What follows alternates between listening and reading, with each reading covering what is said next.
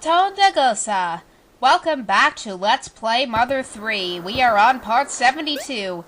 Oh my gosh, in the last part of this Let's Play, we beat up a whole bunch of Porky bots, and we thought we were going to be screwed, but then the DCMC rushed in at the last minute and took care of those Porky bots like they were nothing. That was just awesome. So I have every right to say Tondagosa for the introduction here. But now, look who it is! Look who's here! It's Flint! Let's see what Flint has to say. Lucas, there's something that has me concerned. Could you let me go on ahead first? I would normally say no, but Flint's a tough guy and also, yeah, I'll let Flint go on ahead. What do you want to check out, Flint? Yeah, and plus I think he leveled up quite a bit ever since Chapter 1, so thanks. Don't ask why. But it seems like I've been gone a long time. Then go ahead and keep going. And Flint adjusts his hat, and he is off. Seriously, Flint is like the Chuck Norris of Mother 3. I'm not kidding. At least that's what other people are saying. I don't know if I agree with that or not, but... You gonna go? I guess? Well, let's see if we missed anything over here. Did we miss anything over here? I guess there isn't anything left over here. Oh my gosh, our footsteps are echoing and everything. Huh. Yeah, I guess the only thing we can do is go downstairs. Let's see what's at the bottom of these stairs. Oh my gosh, I'm so scared, because I know the battle with Porky himself is coming up at some point. And I'm gonna do a little bit of item shuffling around first, just because I want Sirius to have some food on him. Okay, so there's that. Good, at least we're running out of items. That's actually a good thing, because I don't like having my inventory too full. So yeah. And how many mementos do we have left, actually? We have Ionia's memento, Phrygia's memento, Aeolia's memento. Yeah, we have 3 mementos. That's pretty darn good, actually. So, yeah, I think we're going to be well stocked. I wish we had an item deposit guy, but I don't know if there ever will be one left, so we can't even use all our mementos. Although, did we already withdraw all our mementos? I think we actually did, so maybe we don't even have to worry about that. And we did pick up that extra razor and lipstick, which was the memento that Lucas used to revive himself. And oh my gosh, this is a long staircase. How much longer are these stairs gonna be? Okay, we have a ladder. I guess that's kind of different from stairs. Yay, this is a ladder and not stairs. Yay, this is another ladder and not stairs. Oh wow, how far underground is this place? If we go underground much further, then we're gonna collapse from pressure. Hey, what's this? This looks kind of familiar. This doorknob does seem familiar. That's the doorknob that Thomas... Hey, I dropped it! You accidentally dropped it. Oh, well that's just great. Where'd it land this time? Although I bet if we go down enough, we'll actually get to where the doorknob is. But I think that's the same doorknob that appears in Chapter 1, the one that Thomas pulled off of Flint's door. And look, we have a save frog. Let's save. And I hope we have a hot spring or an instant revitalizing device somewhere here, because I could totally use one right now, especially since I forgot to heal before the Porky bots. But that wasn't too much of a problem, actually.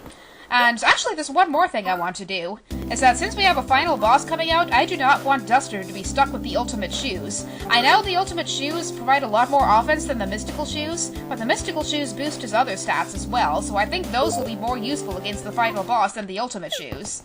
And besides, I like the mystical shoes better on Duster anyway, so let's see what's in this present. Oh, this is the most awesome present in the entirety of Mother 3. There is a hot spring inside this present. A friggin' hot spring inside a present. Is that amazing or what? And we totally needed a hot spring right now.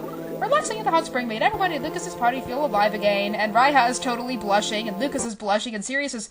Look at this! Everybody except Duster is blushing. Why isn't Duster blushing? Unless Duster just doesn't have the capacity to blush? I don't know, maybe he did. I think I saw his face turn a little red, so maybe that's his version of blushing or something. Yeah, not only his cheeks turn red, the whole entirety of his face turns red. Yeah, that's kind of weird. Oh my gosh, what kind of place are we in? There are, like, sparks everywhere. There are... Oh my gosh. Is this water? This kind of looks like water, but I'm not sure what it is. And what are these spark things? Oh my gosh, it's an enemy? Yeah, so this is a Fenomeno. And... So this is the lame excuse for a dungeon that I told you about that was at the end of the game. So this is a dungeon, but there are basically only 2 enemies here. There's the Fenomeno and something else, and this has really easy to combo to battle music. And these are just energy plasma-ish things, and I think they're weak against freeze, so I'll use that on it. And yeah.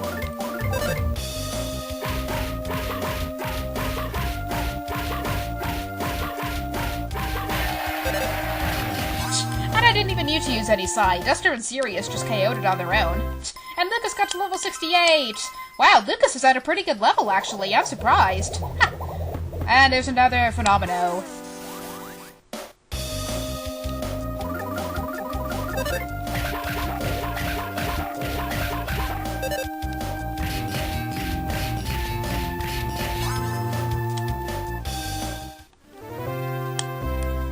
Yeah, even though Duster has the mystical shoes and not the ultimate shoes, he still manages to cream those Phenomenos. That's kind of interesting, actually, and he still has more offense than Sirius, I think.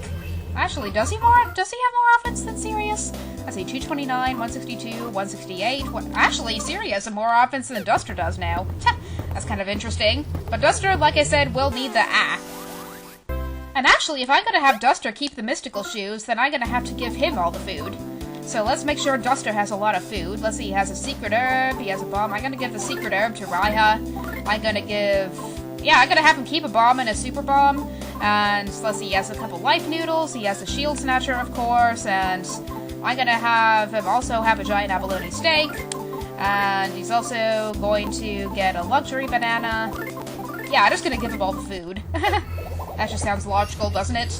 Okay, here's the other enemy that can appear in this area. Now, this thing is a Minerali. It's a lame Italian version of a gemstone, is kind of what it looks like. It looks like a pyramid of some sort. But this thing is weak against thunder, but I don't think we'll even need to use any thunder on it.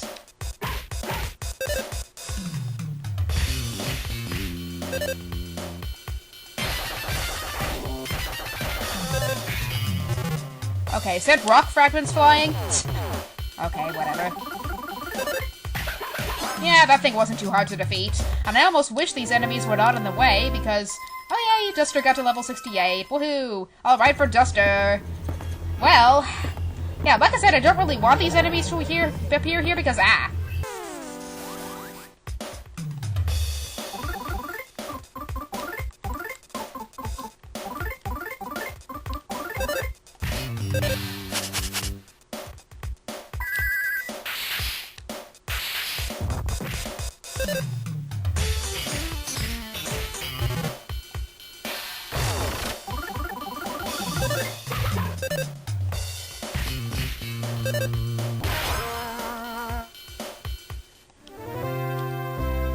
Okay, these Mineralis are kind of annoying, but like I said,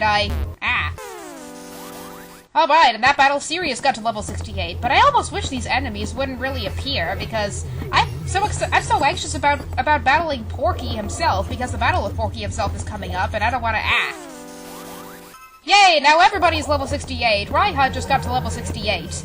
I guess I should kind of like the number 68, because if I can face these Mineralis. I mean Fenomeno, not Minerali, Fenomeno. But I guess the reason why these enemies are here is because it's an opportunity for last-minute grinding in case you're over-leveled by the time you get to this point. But I'm not over-leveled. In fact, I'm not under-leveled. I'm, in fact, over-leveled, actually. Whoa! Was that Flint's hat? That looked like Flint's hat. Why did Flint take off his hat? Flint never takes off his hat. Well, actually, I take that back. There is one scenario in which Flint can take off his hat, and I'm actually going to show that in an extra video. So, be prepared for something funny regarding Flint's hat. But, what's up with Flint? Oh my gosh, Flint is going bald. Flint really is going bald. He's almost as bald as Wes is now without his hat. So that's why he wears a hat. That masked man, he's Cormac. Really? The masked man is Cormac? You're kidding, right? So that's where Cormac went. Although, to tell you the truth, well, on my first playthrough of this game, I was actually not that surprised. As I probably mentioned before, I suspected that the Masked Man was Cormac ever since I first met him, actually. And if you noticed, during the battle with the Masked Man at the end of Chapter 7, he had this sound effect, and that sound effect was this kind of electric organ or harpsichord type thing. And so that was the same, and if you recall part 1 of this Let's Play, then Cormac had the exact same sound effect when he was battling the Mole Cricket. So, it just came as no surprise to me that the Masked Man turned out to be Cormac. Lucas, he's your brother. Cormac. I don't know why he's obeying this Porky guy, but as a father, I finally found the son I lost. Lucas, be happy. I finally found your brother. I've been working so hard to try to find him. Aw, Flint. Flint must be really sad now. Is he gonna say anything else? The final needle. Lucas, make sure you pull it. I'll catch up with you in a bit. Don't worry about me. Just hurry to the needle. Aw, Flint. Aw, Flint. That's so sad. And we have another Minerali.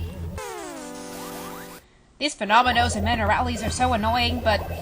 yeah, Cormac turned out to be the masked man. What about that? And Lucas got a real bat! Oh my gosh, now Lucas can totally emulate Ness. Let's actually see how much of a boost that is.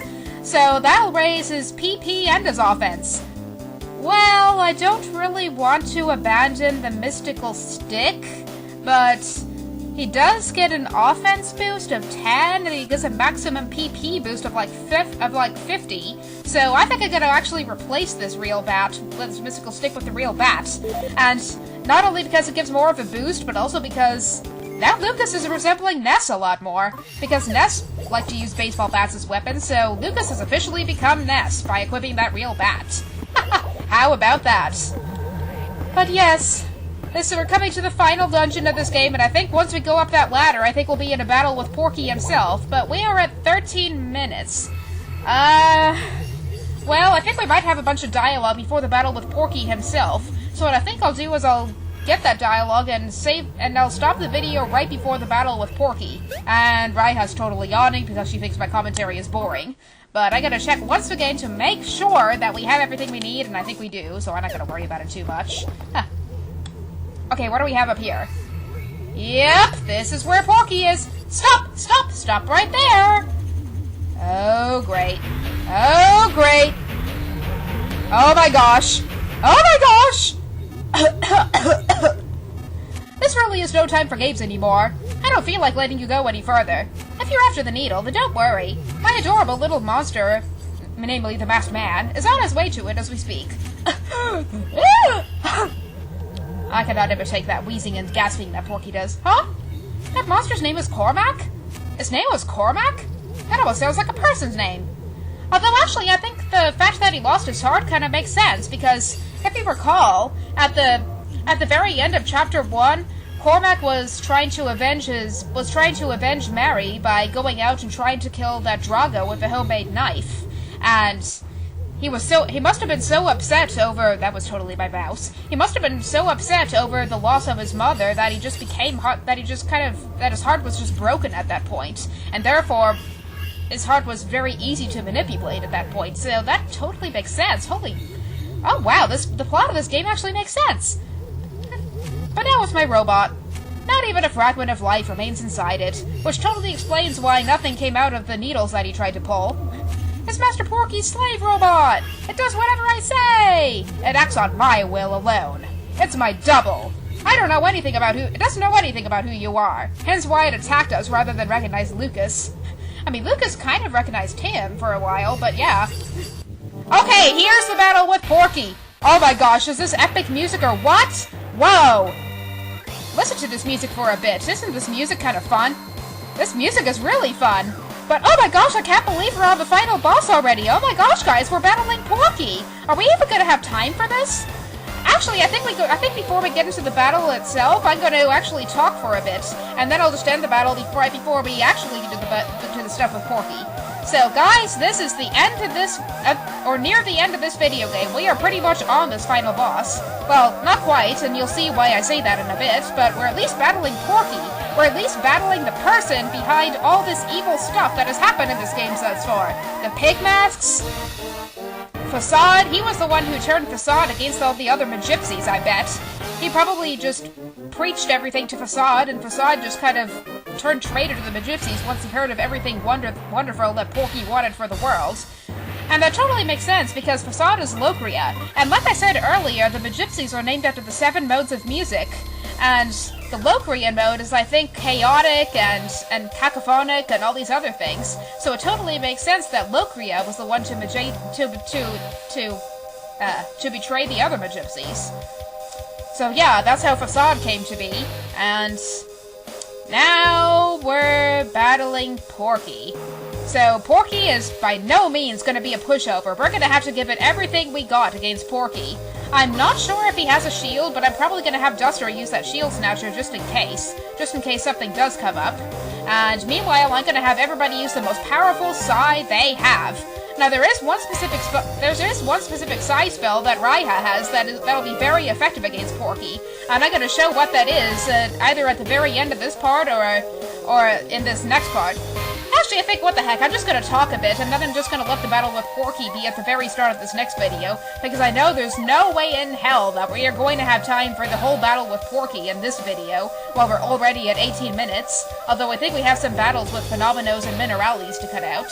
So, let's give a quick overview of all the Psy that Lucas has.